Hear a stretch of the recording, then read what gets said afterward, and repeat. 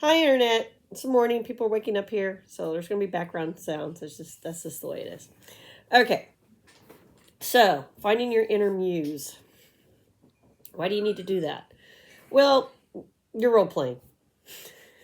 If you're a DM, you're coming up with ideas, adventures, things you think are cool, challenges for the player. If you're the players, you are trying to overcome those challenges. You're trying to imagine things. And everybody's trying to heavy lift their brain power for imagination. Role playing games are great. They help expand your mind in a positive way without the use of stuff. I took all those anthropology classes. Trust me, there was always somebody in the class going, that's good.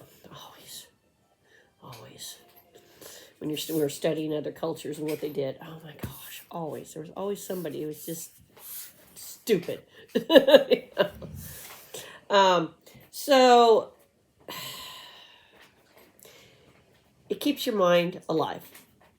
I'm just going to say it. If you don't, when I was a kid, my grandmother used to do all these things that I couldn't understand what she did. Because you're a kid. And eventually I asked her.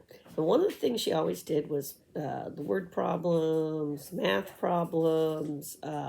She read books, she took notes, even on things that didn't make any sense to me to take notes, right? And you're a kid, so why do you want to do extra homework? You don't have to do homework, Grandma. You're not in school anymore, right? And my grandmother told me, if you don't use your mind, you lose your mind. Just like if you don't use your muscles, you lose your muscles. And she strongly believed that one of the causes of dementia in America was people become brain dead. Long before they actually get dementia, they just stop using the brain, and the brain power, the mind, starts atrophying. And she was not going to go out that way. And she did not. She was sharp as a whip to the day she died. So Grandma might have been onto something. But that's why role-playing games are good. They encourage you to learn things. They encourage you to read things, or at least listen to it on an audiobook. They challenge you. They develop logic skills. They develop math skills if it's a crunchy system. They keep the mind working. Everybody who's playing has to use their mind, or their playing characters die. You cannot be stupid in a role-playing game. You just cannot be perpetually...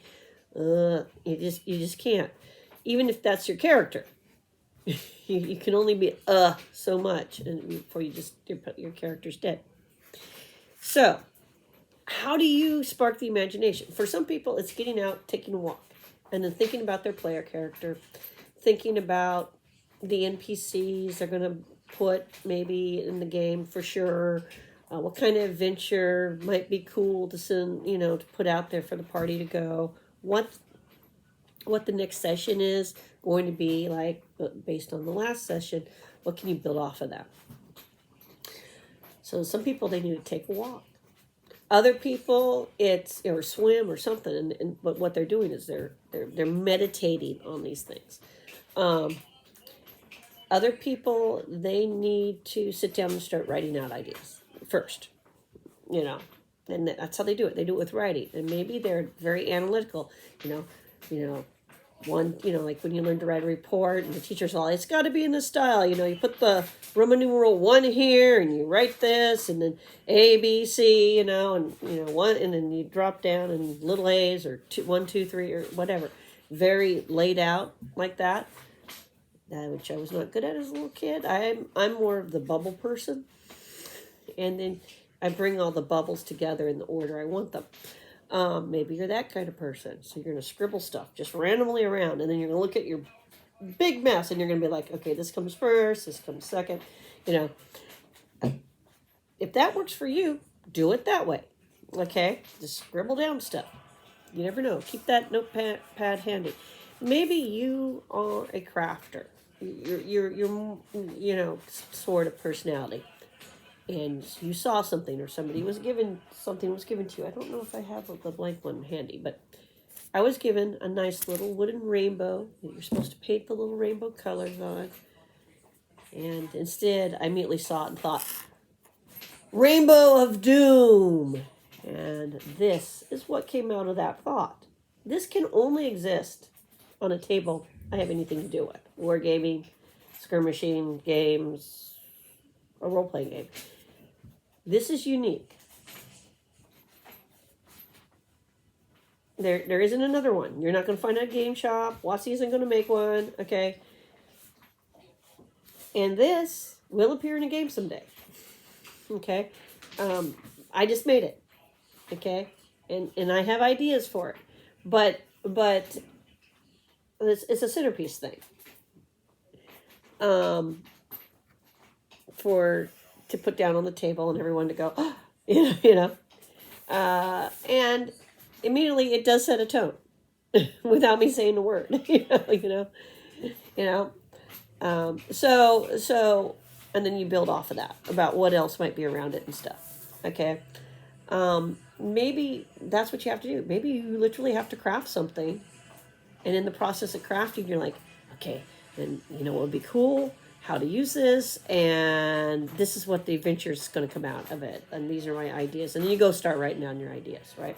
Maybe it's listen to a piece of music. I actually have a notepad I didn't go grab, but it's for an adventure. The adventure is basically the first part of the adventure, the session 1 where all the characters meet each other and all that, is basically I know what I want to do, okay? And I used a complete album. An album. And each part of that first session, if you will, that I want to run for a sci-fi game has a song associated with it that I use for inspiration. Maybe that's your inspiration. Maybe it's music.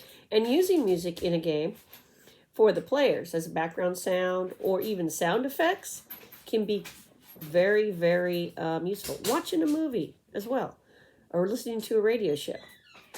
Maybe you get some inspiration from those. Maybe you're a visual person. Maybe you are artistic. And see, art. So let me show you. I was working on some Egyptian style art. And I was thinking about doing an Egyptian thing at some point. So here you go. Egyptian god. All right. So you say, if you're artistic like this and you can shell these things out, and then you can show them to your players. Well, I guarantee you, I have the only one of these in existence because I drew it. So, and in fact, if you go to Runehammer's channel, Runehammer, he makes games, actually, he sells them, and start digging around in his videos, you're going to see how he creates. And he's going to talk about the psychology of the human mind. Oh, yeah, he gets into some really cool stuff in role-playing and in the act of creation.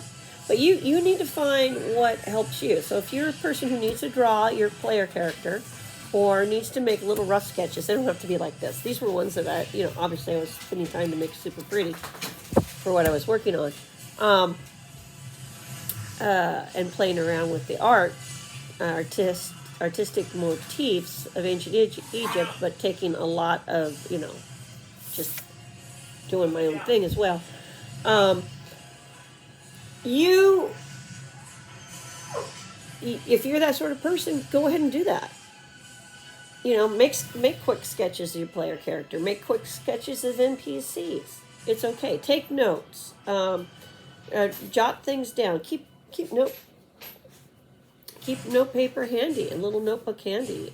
Play music and think to yourself, how can this inspire my character? Or how can it inspire an adventure? And that is kind of how you find your muse. There's different ways to do it, but try different techniques out. And yeah, if you really want to get into the psychology of it, he tells you what books to go get. If you want to understand architecture, for combat and things like that, yeah, it's Runehammer. It's a good channel, seriously. So anyway, that's my suggestion.